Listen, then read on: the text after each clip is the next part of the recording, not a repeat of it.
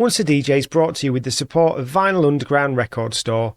Since 1993, VU's been shipping new and used underground house, techno, disco, hip-hop, soul and more worldwide from Northampton in the UK. They're your go-to store for upfront releases, repressed classics and deep digging for undiscovered gems, and they're a great crew to deal with who really care about the music and their customers. To show their support to the Once a DJ community, they're giving you 10% off your next order. Just head to vinylunderground.co.uk and use the code ONCEADJ10 at checkout, and you'll also get free UK delivery on all orders over £100. That's ONCEADJ10 at vinylunderground.co.uk.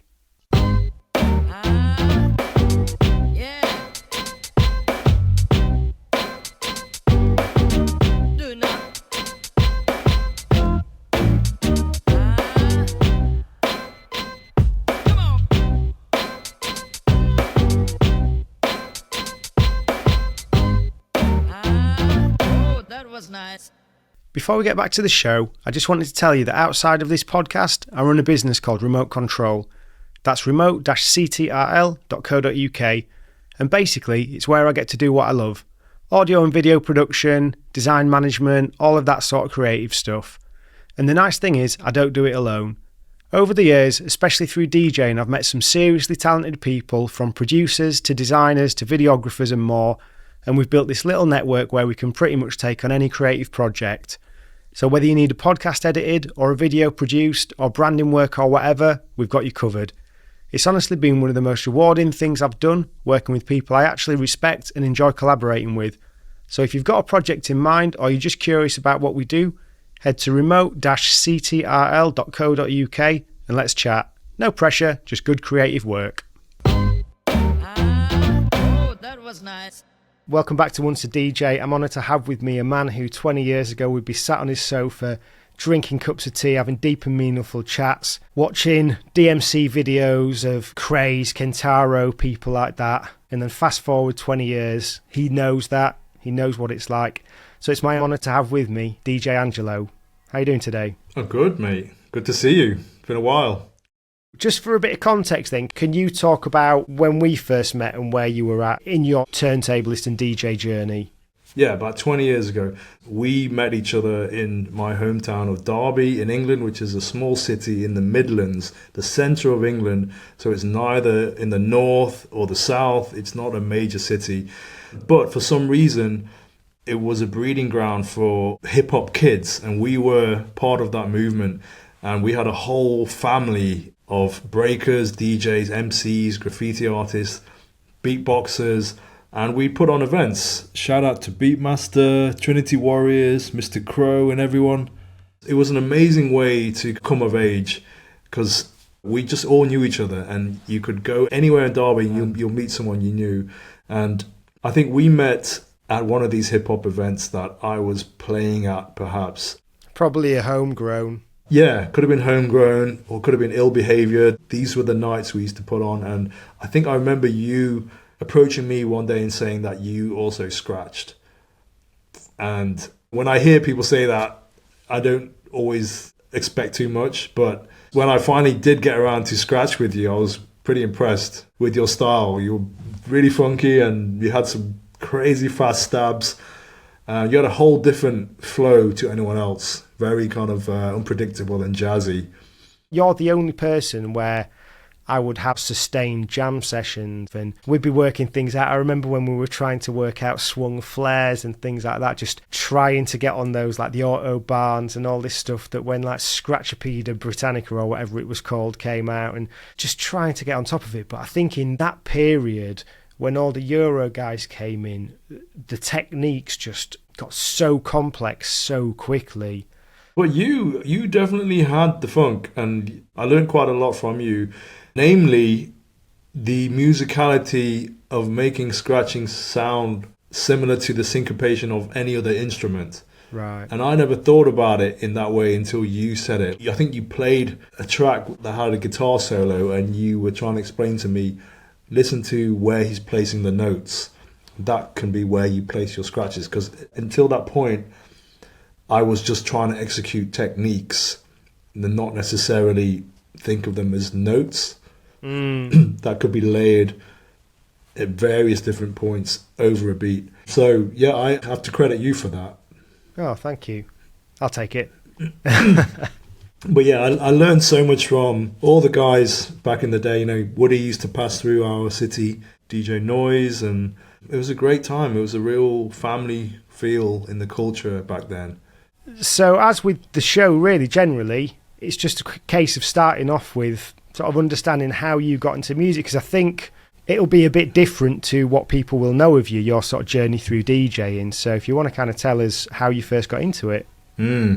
I've loved music for as long as I've been alive. My parents were big music fans, and we always had vinyl at home, so I understood the process of like playing records and collecting music I loved, and that's what I did naturally as I was growing up. And my parents would also play instruments like keyboard and guitar, and I tried those. I was looking for some kind of musical outlet myself, I believe, and nothing really clicked until I discovered what DJing was. And it was something about that culture that really connected with me, because I was able to manipulate the music I loved as well. So when I discovered DJing, that was in the mid-90s, when I started to discover mixtapes, and I was always really confused about how the songs were continuous.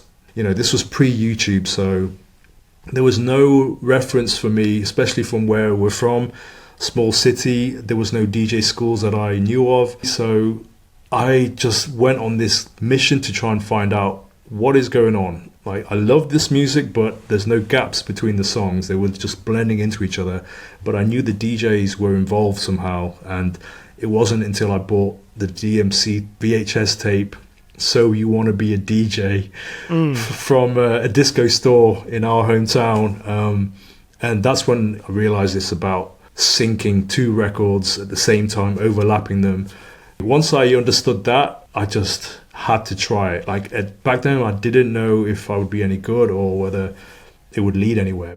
So the thing that people may well not know is that you used to mix house quite a bit, didn't you? Like at first. Yeah, trance, man, all kinds of electronic stuff, because that was my entry into DJing. I didn't even fathom that you could DJ other music. At that time, in the mid-90s, club culture was huge. The early stages, I would say, of the superstar DJs. So I would buy these cassette packs from the likes of Tall Paul and Paul Oakenfold. So that's what I did. I followed in those footsteps. I would listen to Radio 1 on a Sunday night to the Essential Mix, and I would try to find the names of songs and then go and buy those records myself. So that's it. Yeah, I started DJing with electronic music first, purely out of ignorance and lack of reference to any other style of DJing. Yeah. So on the DMC video, was that teaching you more about turntablism then? It covered a range of things. It covered how to beat match, and then Cutmaster Swift had this section where he explained how to sticker up vinyl for battles, and that's when I first discovered the DMC competition. And that video led me to buy my first DMC VHS tape, the 1995 World Finals. So it was just a case of following this trail and getting deeper into the art form that I eventually fell in love with and changed my life. How quickly did you start learning body tricks then? 95 was Rock Raider, wasn't it? Yeah. Yeah, I mean, I felt late to the art form back then because the level was already so crazy high in 95. And I didn't think I would ever be able to catch up to that. I probably still haven't, but I wanted to try it out. I wanted to just get into it somehow, join the culture in my own small way. It was an amazing period of discovery. When did you start DJing out? I think my first ever public gig was when I was around 17, I think. One of the local towns, Matlock. Small gig, small club. And then when I went to university, 18 years old, I took my decks with me, and that led to gigs here and there, some residencies in the student union. I met a good friend out there who, me and him teamed up as a duo, Scratch and Sniff. And we hosted our own... Who did the scratching, who did the sniffing? What do you think? So yeah, we did our own night at the student union. You know, we only ever pulled about 20 people to our nights, but we didn't care. You know, it was fun. I was playing all kinds of stuff like trance and UK garage and whatever else. The first time I saw you DJing, it was a DJ battle. Yoda was judging. Yeah. And I think you were the only guy doing turntablism, and I was blown away. But I don't think that was your first battle, was it? 2001, 2002? I think the first battle I did was at university, the Vestax student DJ competition. But then this one that you're talking about is probably the first one that I won in my life. I remember getting £500 cash. Yoda was judging, and I think that was the early stages of me getting a bit of a name in the city.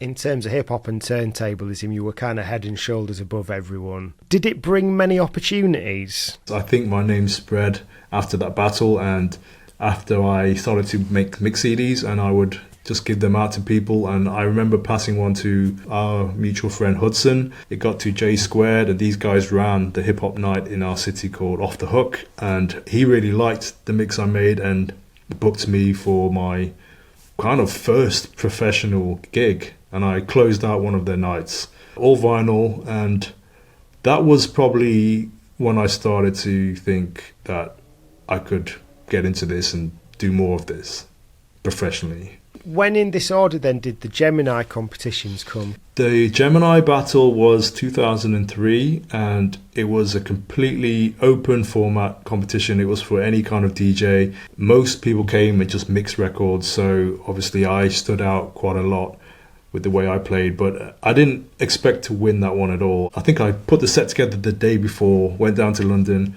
and then I kept getting through the rounds and then ended up in the final and almost had a panic attack performing on stage because I'd never done anything like that. I never felt that pressure in my life. I remember that feeling so well, that my heart pounding, feeling like I was going to throw up from the nerves.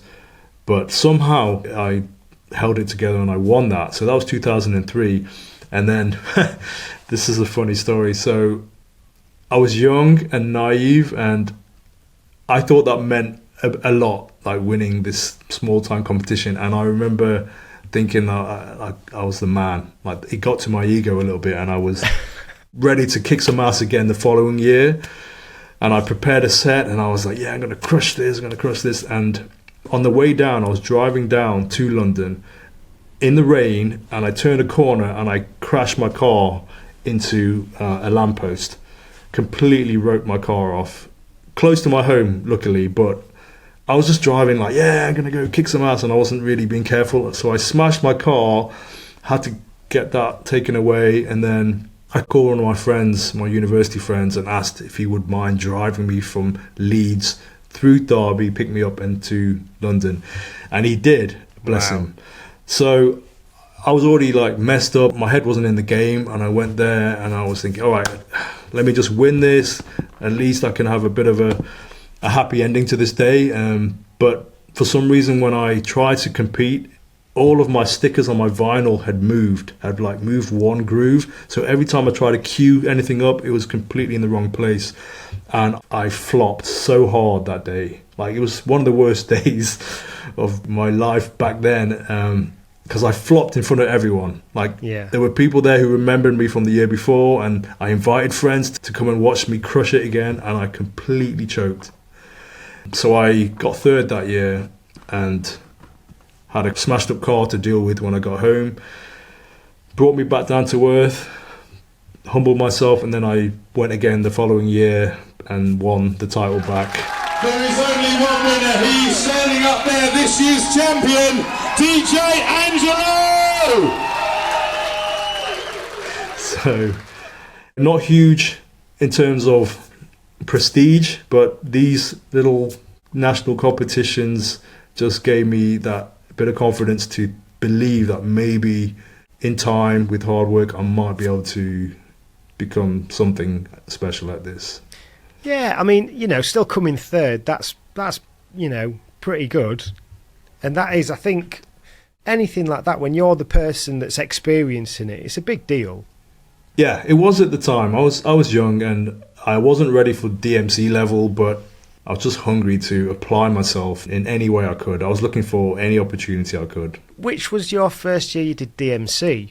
I think it was the year after I won the title back, or it might have even been the same year, 2005. Maybe that's when I first sort of spent any time with you, because I entered that. I put together like a terrible 3 minutes, I think. I might have had 5 minutes, and went there and I was quite possibly the worst person there. I didn't realise just what you have to put yourself through and the level of sacrifice that's involved. You're in the big leagues, aren't you, when you're doing DMC? Yeah, a lot of people might not realise, but the DMCs back then, the Midlands Heat, which is where we entered, was always packed with so many people coming from the North, the South and the Midlands, because you could enter 2 heats to qualify to get to the UK final. So a lot of people did their hometown, and then a lot of people went to another city, and because we were in the middle of England, so many came to us. Wasn't it one of the last ones as well? Yeah, I think so. So even to qualify for the final 8 for the region, you had to beat like 40, 50 other people to get in the top 8, which I did. I just got in. I was positioned last, so I was on first on the night. And I just remember knowing I'm nowhere near good enough to win. And I made the most of the skills I had, and I didn't really have any deep record collections back then. I was juggling Billie Jean, for God's sakes, you know. There wasn't much originality, but I was just happy that I qualified for a regional final, not even a UK final. It was a crazy time, because I think I entered the next year but actually practiced.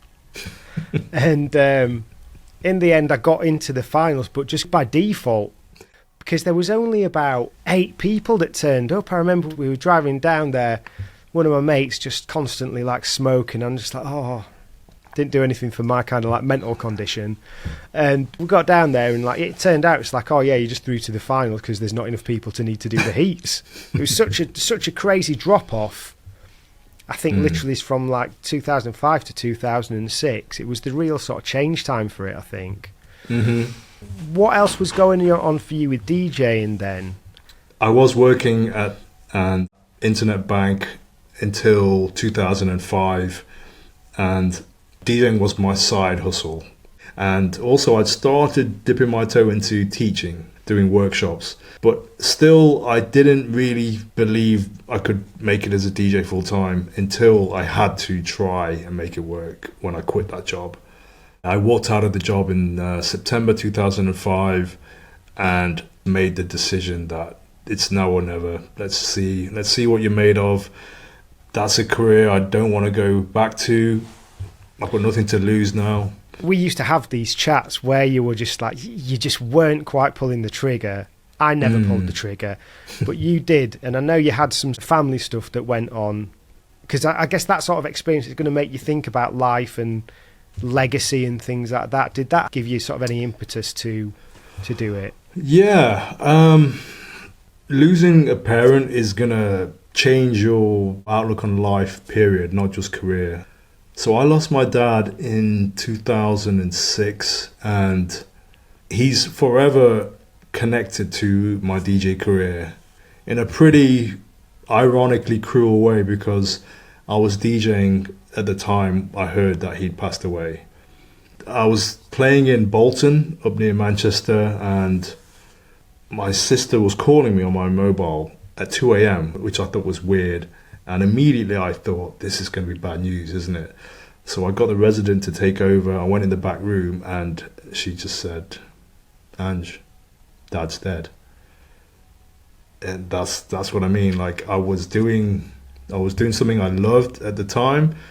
And yeah, like when you hear something like that, there's nothing that prepares you for that. You can't process that, because it's the weirdest thing to literally have been with someone a day before, and then the next day they're no longer there. Like physically they're just not around anymore. That is the weirdest thing. But by then I'd already learned all the great qualities from him about work ethic and just earning your way and making a difference and not expecting handouts, and I had a really good relationship with him. And I'm also grateful that he passed peacefully in his sleep. So there's a lot of things that you know, I'm grateful for. I'm grateful that I had a great dad. I'm grateful that he didn't suffer. But the suddenness of it all, it's crazy to have someone and then the next day they're gone. So I guess I go extra hard to honor him and the struggle he went through to get us from Burma to England and put us all through university and stuff. So in my eyes, I have no excuse to be a failure in any way. Anyone who knows you knows just how hard you work and have worked all the way through. You're one of the hardest workers I know. I've seen how hard you've worked. Man, it's no I joke. mean, I work hard, but I'm built for it. So I don't complain, and hard work pays off. Speaking of which, then, you mentioned about you started doing the workshops and the tutorials and things. You were quite sharp on your merch game as well, weren't you? That was always a thing that was in your head. Can you sort of add anything about your process with that sort of thing? Because you were always getting little things done and like getting your Flash website done by your mate and stuff like that. You know, there was always something more you were putting into it. When I choose to do something, I go all in. I'm an all or nothing guy. So I chose DJing. So I just basically tried various different avenues. One of them being merch. But the merch really sold off the back of me building a name on YouTube. And that came from me doing the educational stuff, all the workshops. And yeah, so I think I've probably got that stuff the wrong way round then, because I remember you just starting to do the videos on YouTube. Yeah. And that was kind of the genesis of the next chapter, right? Yeah, and it is about chapters. My DJ career has been very much about different chapters and very distinct pivots. And that's all by design. Like, I think a lot of DJs stick at this one thing and they scale that one thing. Whereas for me, I've always had broad interest and I've always followed whatever's excited me at any given moment. And sometimes that thing I'm into might last a year or 5 years or whatever, but I always have a good sense of when it's time to move on to the next thing when I've overstayed something, you know what I mean? Yeah, so if I recall correctly, at one point you were a lot of your DJing out and stuff, like you were doing well out of it, getting loads of gigs, but it was a lot of like various sort of R&B club sort of stuff, wasn't it, for a while? Yeah, so the teaching actually happened because I hadn't quite made it to live off gigs. So I met the founder of Pedestrian, Jim Willis, and Pedestrian is this non-profit organization that would host turntablism workshops for the community around the UK. I met him at an event. He loved the show and he asked me if I could teach.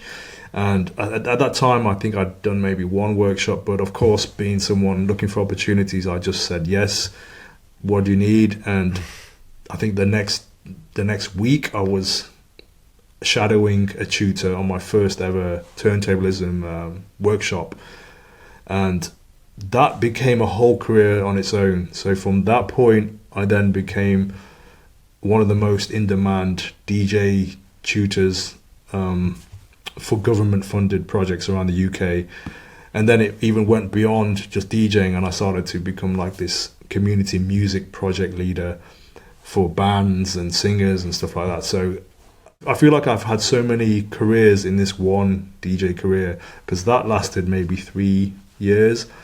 And again, it came to the point where I wasn't excited about it anymore. So I left that completely and then started to hustle again at just DJing. And that's when I turned to YouTube, because I had some time on my hands. I had this teaching experience and I wasn't satisfied with the education that was out there at the time in 2008, 2009, which wasn't a lot, to be fair. And that's no disrespect to Cubert's do-it-yourself scratch tutorials, but I wanted to teach the world my way. So I just put those videos out there purely to gift people with this free education of this art form that I loved. And then from there, I leveraged other things, such as building a career as a touring DJ. And it eventually happened. And I think YouTube was the reason for me getting that initial attention. Again, when I fixate on one thing, I try to do it the best way I can. So I became one of the first DJ YouTubers, I guess, back then, before YouTubing was a thing, before videos were longer than 10 minutes, and before all the DJ content we have now. And I guess my goal from the very beginning was just to make a name for myself as someone in the DJ space who made a difference, you know, and that could mean whatever. That can mean play the best shows, or, you know, taught thousands of people to DJ, or produce the best music. I just wanted to have made a difference in this art form. And that's been the goal since day one, and I'm still trying to fulfill that goal now. I've just been changing the delivery of that, the medium. So we started on YouTube, trying to inspire people to get into turntablism, and then try to be this international DJ. And that's led into all the stuff I'm doing now, which is a whole nother level, a different scale of making a difference to this art form. So something else I remember then is that you organised a 30-day tour of Asia by yourself. A few times. Where do you start with that? Man, I think the longest tour I put together myself was 2 months. I was on the road for 2 months in Asia once. But yeah, I think this is the beauty of the internet and social media and content, because people will find you and you will discover an audience that you would never discover any other way. YouTube is the TV channel for the world. So it just was a case of the right people seeing me and wanting to invite me to play in their club. I remember when I talked to you after that first time, you were saying that there was a lot of differences in the living conditions and the things that you saw. Big time. That must have been a really interesting experience, a real eye-opener. Man, yeah. I wish I could remember every experience, but I've been to so many countries now, and so many cities, and so many towns and villages, and people's homes, you know, people who invited me, took me for dinner, took me sightseeing. I've had so many amazing experiences and things that you just don't get to experience as a tourist. You get the fast track to the culture of that place when you have locals showing you around. And I've seen levels of poverty and felt guilty as well to be there, like getting paid to do this privileged profession. So it's eye-opening for life, not just in your DJ career. Like traveling the world and seeing every kind of lifestyle is so good for your development as a person. Amazing. So when and how did the Reloop relationship start? Because you worked closely with them for quite a long time, didn't you? And probably, I would guess, were quite key in establishing them in the turntablist market. Yeah, so like I said to you, everything I've done has just connected to the next thing. And because I did YouTube, my name was suggested to the UK distributor of Reloop when they were coming to exhibit their products at the BPM show in the NEC 2009. So they were looking for local DJs to play on their booth. My name was suggested and I met them there, and then that relationship is still running today. I still work with Reloop. I still advise them in kind of a creative consultancy kind of way nowadays and guide them in business and some product ideas. But back then, that was the early stages of understanding how to work with partners and understand the business beyond just trying to get booked and play parties. And I did my first sponsored deal. You know, nowadays we have creators and influencers who brands pay to advertise products. I did that way back in 2009 when I pitched to the CEO, I have this YouTube channel, I'm getting X amount of views. How about I make the next 5 videos with your products and you pay me X amount? And that's what I did. So I learned pretty early on that there's things you can do and leverage from your reach as a DJ beyond just trying to play more parties. And I try to teach other DJs to think bigger than just the craft and the club. Like, what else are you capable of? Was the relationship part of the move to Germany? They're not the reason I moved, but I had a closer relationship to Germany than most other European countries because I studied a bit of German at school, and I'd been a few times, and I'd worked with the Reloop a few times. So I always had this connection. And at the time when I was getting itchy feet about living in England, Germany was high on the list. I think with all this touring that I mentioned and seeing the world and coming home changed every single time, I just looked at England differently, and I just figured that if I'm always on the road anyway, my base could be also anywhere. You were doing quite a lot of bookings around, say, like Eastern Europe and things like this. I remember you saying, like, sometimes you'd go to gigs and you'd have to suss out what music the crowd's into and stuff like that, because you're not known as like for a specific like musical style, more as your presentation style, I guess. Mm-hmm. So what's it like going into somewhere, and because you play such a broad base of stuff? Are there any cues that you're getting before you get in, or like how are you working out as quickly as you can what this crowd needs? I think before I take any gig, I look at who else has played there, and that gives you an indication of the kind of artists and music they want. So that's one thing I do. And as I started to tour further afield into Asia, I would obviously ask the resident who booked me, like, what are the 5 big songs right now? Because it's a lot more type 1 society now and globalized, but when I started touring Asia, there was a lot of music from the West that wasn't breaking over there. So I had to play very differently in Asia than I would in Europe. So some inside knowledge from the locals is always useful, but not to the point where you sound exactly like them, because I always try to bring my style and try to bring an experience that justifies me flying 14 hours to play 2 hours for.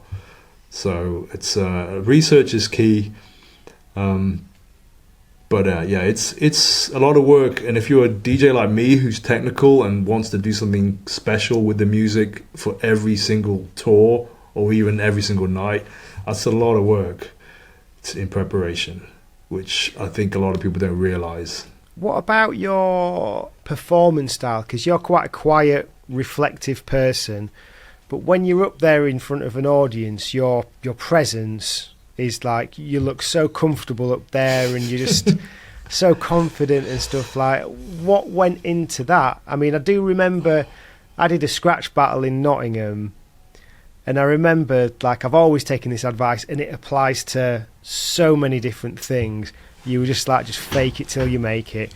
Pretend you're confident. Yep. Even though I'm there, my hand's shaking like a shitting dog when I'm trying to put the needle on the record. But after a bit, you pretend to be confident, and then it gradually kind of, you just stop being unconfident. That's exactly the same case for me. There's no secrets. I'm not blessed with that confidence that some people have who are just, born for the stage. I'm more of a reserved back of house guy than an on stage guy. But as fate would have it, pursuing this craft has thrust me on these stages, and I've just done the best I can. I do exactly what you said. I fake being confident until I get to a point where, okay, I'm still alive. I haven't cleared the floor. Things aren't that bad, and you have to give yourself this fake bravado, I think, until it catches up with you. But the nerves never go away. And if anything, I think I'm less confident as I get older, even though I'm more experienced now. I think there's a window where you're at your peak of confidence in your youth, and where everything is new and exciting. But over time, even the best job in the world can start becoming mundane. I think there's a lot more opportunity to second guess yourself as well, the more that you do something. Yeah, that's true as well.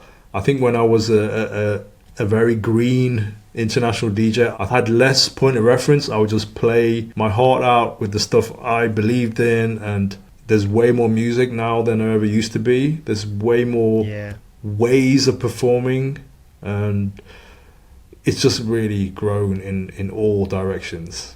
But the confidence thing, I wasn't blessed with that, unfortunately.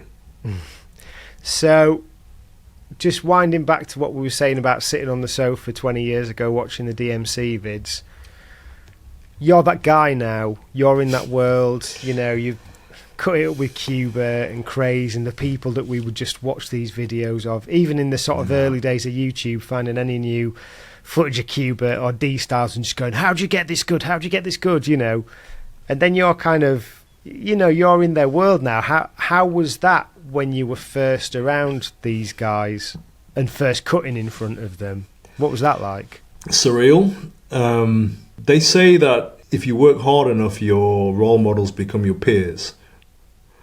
And I guess that's what's happened, because I've met all of my heroes and I know them all, and it feels like a blessing. But at the same time, I wasn't trying to catch anyone up. I was just doing the best I could. I think that's the thing that I'm proud of the most in my DJ career, is that I've done it my way, and I've never been the kind of doting fan trying to knock on their doors. I've just waited till people knew about me organically.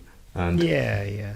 I'm not trying to be like anyone. Like, I admire so many DJs, but I stopped being a fan of many DJs. Not because I'm a hater anyway, but because I'm just so focused on doing me that I don't care about comparison and how well anyone else is doing. It's a personal mission that I'm on. Yeah, they've not done a skydive, making a beat. No. You were making a beat, or oh no, you were DJing, weren't you? Like, can you talk about that? Because that's a pretty mad concept. It's connected to my relationship with Algorithm, who I work with now, and I basically discovered their app, which was only available on the iPad back then. Now it's on the iPhone as well. But to me, like, being able to DJ with this device that was completely portable blew my mind. And I thought of the most extreme way of showing off that capability. And I thought, hey, wait, no one's done this before, have they? Has anyone DJed in the air, falling from the sky in the skydive? And they hadn't. So I just pitched to them, thinking they would say no, but they approved it. And then they commissioned me to do it, and I flew to Valencia, and I booked 2 skydives. I took our mutual friend, Jimmy Knott, to film, and I had a GoPro on my head, GoPro on my chest, iPad strapped to my arm. The first jump, the cameras were pointing the wrong way, so that take was no good. So straight away, I had to get back up and do the next one. And I don't know if anyone's done a skydive, but they wipe you out. They absolutely, like, once the adrenaline has left you, you just want to sleep. And that's how I felt after the first one. But I had to pick myself up and then get back on the plane and do the second jump. And I had one take to get it right. And that's probably why the video is not that good. And it didn't go as viral as I wanted to. But you live and learn. I think as a concept, though, it's like, it is a really good demonstration of, this is where we are now at with DJ tech. These are the possibilities. I would like to say I was ahead of my time with that one. I think I've heard people say it, like, that would probably work now better with the audience. But I think I've been early with a lot of things, and sometimes people didn't get what I was trying to do. And that's fine. I don't mind being that guy. That's what excites me. I'm looking forwards all the time. Yeah. But again, like, this comes into another pivot, right? Because you're working with Algorithm as a creative director. Yeah, I mean, my role is broad. You can't even really name my role, but I'm involved with improving the product, improving the brand, artist relations. I'm involved with the UX design, the UI design, partnerships with other brands. I do the launches. I do presentations and keynotes on behalf of them at conferences and tech shows. I perform as an artist for them. I kind of wear so many hats, and I think they're the most exciting thing happening in the DJ space right now. They asked me to help them launch their DVS expansion, and from there, it's been a crazy 3 years. There's always secret stuff I'm working on, which is exciting to be the first one to do things in that space. Amazing. And so, have you kind of like reined in the gigging now then? I'm not against playing in clubs and touring, but there's a couple of reasons why I don't do it as much now. yes, it's amazing to make a crowd go crazy and entertain them and have this shared experience, but it is that same thing every single time. And some people are happy to do that for the rest of their lives, but for me, who's more creative than just playing a 2-hour set on a night, I had to explore the avenues.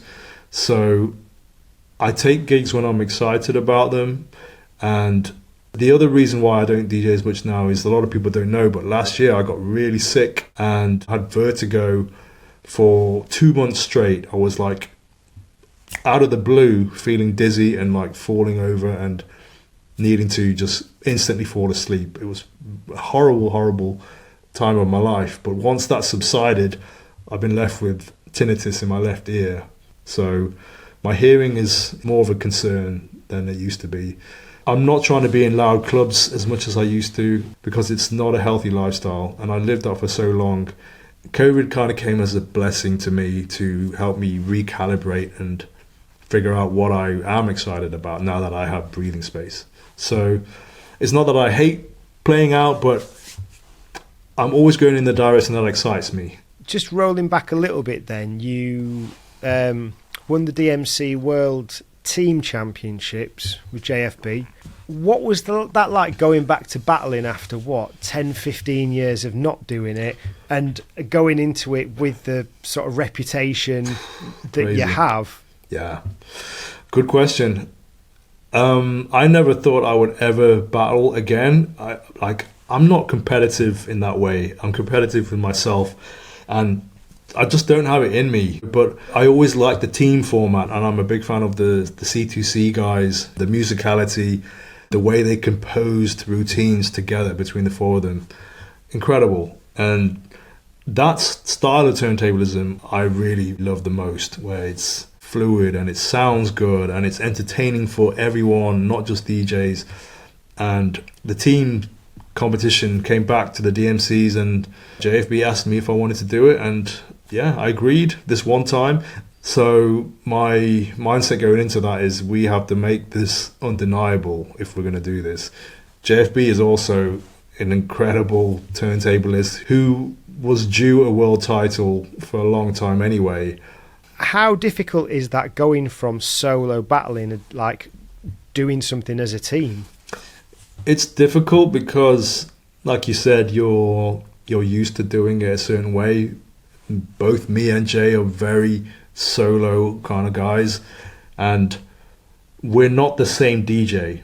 I think some people view turntablists as all the same, but we are very different artists, very different mindsets. And I think for the first week or so, we were just butting heads about what we thought is the best direction. And it wasn't until we started to let go and kind of relinquish power, that's when it started to flow. So he realized that I was maybe better at the overview, the composition overall, and he was maybe better at embellishing on the moments. I think that's when things started to work. So you have to trust each other. And Yeah. you have to let ego go and decide what's best for the team. Yeah, and you're doing something where there's a lot on the line. Yeah, and a deadline as Yeah. well. Like, I had to move in with him technically for a whole month, 2 weeks at a time, but I was living with him, so I wasn't in my comfort zone. He had this guy, this guest for a month with his girlfriend who he had to feed every day, and it was just, yeah, every day we'd wake up, go to the studio, and we'd have writer's block some days, and yeah, it's not an easy process at all. Worth it though? Thank God it worked out, and yeah, it didn't change my career or my life that much, but for me, it's like a little underline to be able to say, yeah, I'm in the history books to some level in this competition that I grew up watching. It's a personal thing to me. So do you think there's any chance that you'll kind of look back in a couple of years and pick up battling again? Very unlikely. And one reason is I got my world title, and I'm not a battle DJ by nature anyway, so I'm good. But the main reason I think I'm not interested in battling is because To battle, you have to have a real sense of ego to compete at a high level. You have to want to win so hard, and I just don't have that ego anymore naturally. I'm so at peace with myself, not comparing to other people, completely happy doing my thing in my own lane. And the ego is a dangerous thing because you need a healthy amount of it to succeed in the world, not just in DJ battles, but you need enough ego to give you the self-belief to succeed, but too much of it, that can be a downfall, and I've experienced that. So I try to just sit in the middle constantly, know what I'm worth, know what I can do, but not necessarily need to prove myself to other people. So given that we've established that you've kind of spent time around the sort of creme de la creme, when I spoke to Woody, he said the most impressive turntablism he'd ever seen was +1 practicing, just warming up somewhere. What's been the most impressive thing that you've seen when you're like just jamming with people or whatever? Is there one person who you've just gone like, this they're not human? Well, my boy JFB, he is as good as you think he is. What you see in his videos is how good he is all the time. Like I rarely see him make mistakes, and he always claims that he's always making mistakes, but the guy is like clockwork every time. He's so conditioned in the movements and the timing, and he lives and breathes this art form more than anyone I know. And he's reached such a ridiculous level that it's easy for him now. I don't find any of it easy. I never have. For me to make a perfect set or a perfect routine, it takes everything. It takes my full attention over a long, long time, and nothing is natural for me. I can practice hard for this 3-minute routine that goes to video, and I perform it once, and then 2 weeks later I've forgotten how to do it, and I have to relearn it again for the next time I want to use it. So I only have so much capacity for remembering my material. So yeah, none of it is natural to me. It's just reps. I Pure suppose reps. if you're in it, if it's one part of your mind and your body, like there's so many other things occupying it as well. I mean, something I will say with you is you've always been very tight. You're a very tight DJ, and you don't see the outtakes. outtakes. You don't see the practice sessions or the kind of genesis of the routines, though. That's not tight. When I've seen you, I've spent enough time cutting with you and stuff and juggling and things like that to see. I think you are very tight. I think you're doing yourself a slight disservice there. And do you think the tightness would come from that time pre-turntablism of mixing dance music? I think I've always had good natural rhythm. I've always known what sounds on beat, what sounds in key, what is pleasing to the ear. That's I would say that I have naturally, if you want to say I have any natural gifts. And maybe when I was younger, I was always trying to just get to the highest level I could, but now I've realized I have things other people don't have, so I might as well lean more into those. And I would say where some turntablists go deeper in the craft, I go broader. And I try to be good at a variety of things. I try to have range. That's what I pride myself on. Like, I can make a routine on just an iPhone, or on a controller, or on vinyl, or on DVS, and I try to understand different ways of flipping music in creative and musical ways, as opposed to someone who just hardcore shreds on the cuts over the same period. So I may not scratch as well as them, but I would rather have a broader range of skills. And I think that's the principle I've applied in my DJ career. So I guess you've got, say, for example, with the software and stuff, because you've done the open format side of things, you've done the studio side, you've done the battle side, you've got all these different experiences that you can lean on, and you can put yourself into different shoes to help sort of with product development, for example. Yeah. And that's all by design, but also all quite organic as well. Because I want to have an interesting career. And like I said, I know when it's time to pivot. I know when I've outstayed something and it's no longer serving me.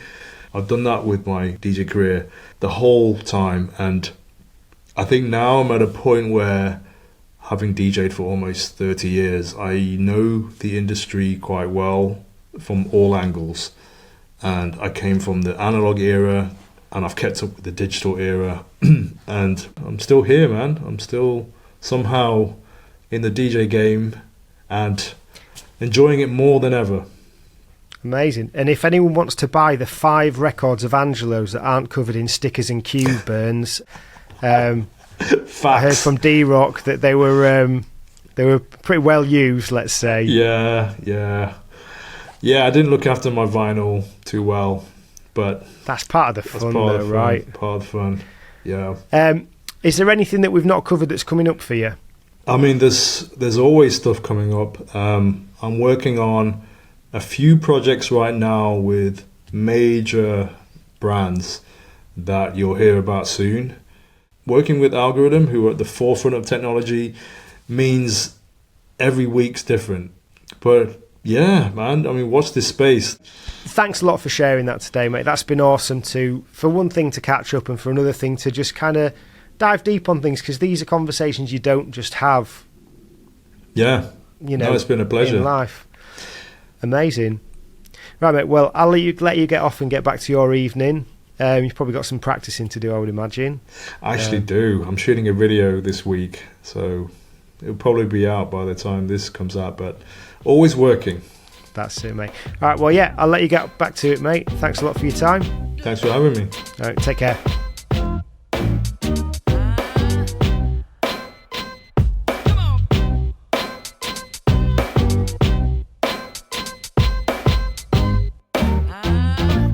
That was nice.